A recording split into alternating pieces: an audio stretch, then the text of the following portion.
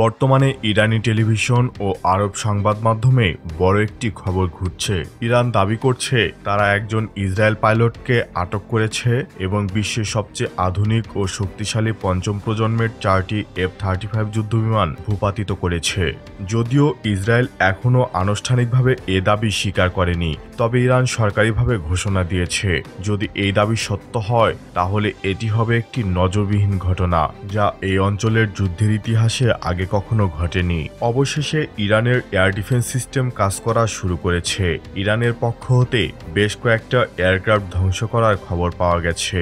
এখানে এয়ারক্রাফট বলতে fighter jet উভয়কেই সম্বোধন করা হয়েছে। সবগুলো ফাইটার জেটস না, তবে এর মধ্যে ড্রোনের সংখ্যা অধিক। শুটডাউন করা ফাইটার জেটের পাইলটকে গ্রেপ্তার করেছে ইরান এবং পাইলট মহিলা পাইলট, এটা কনফার্ম। তবে ইরান যে দাবি করছে F-35 শুটডাউনের, সেটি F-35 কিনা কনফার্ম নয়। তবে বিভিন্ন সূত্র মতে ইরান দুটি F-16 ফাইটার জেট শুটডাউন করেছে।